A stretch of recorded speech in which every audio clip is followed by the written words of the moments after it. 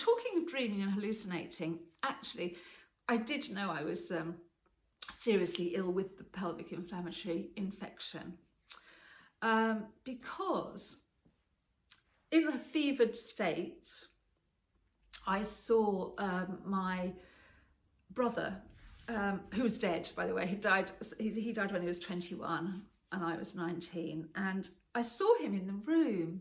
And I was so happy to see him, and I just assumed that he had come to get me because I knew I had a high fever and I wasn't very well, and I just assumed, that he had come to get me, and I was so pleased. And I got out of bed and stood up and went to go with him.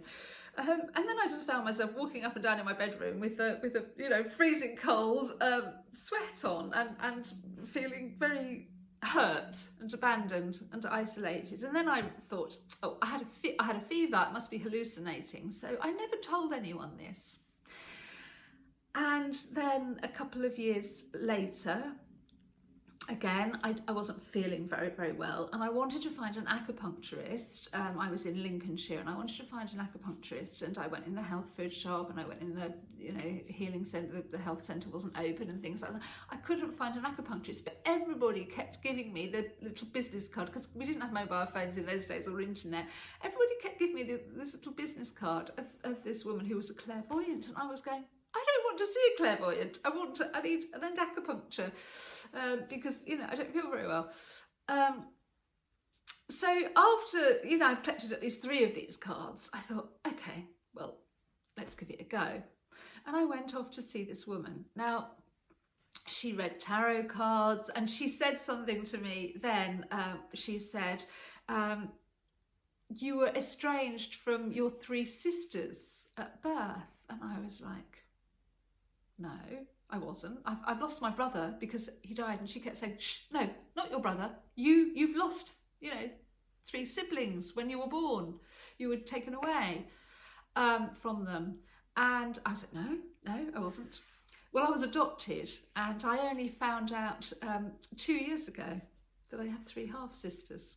I actually have 4 half-sisters, but that's another story. So I didn't know, that this woman was telling me the truth. I was very sceptical. I thought, oh, she's just reading tarot cards and, telling me rubbish. So, but then she got out a crystal ball, and I thought, oh no, like, what is going on here? Fairground fortune telling or whatnot.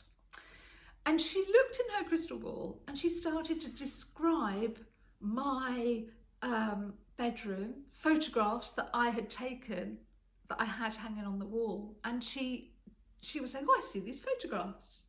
Oh, you're in a bedroom. Oh. And then she said, you should have gone to hospital. You were really not very well. And then she said, oh, yes, you saw your brother. He came to tell you you'd be okay. He didn't come to take you. You weren't dying. Oh my God, I could hear him. He did say you never did listen to him.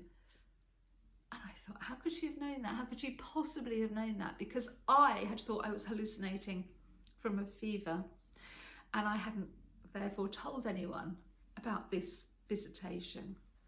So I'm inviting you today to think about times in your life where those coincidences have happened, or where you have felt the presence of people who have passed away, and just sit in those memories for a moment and wonder what message they were trying to give you.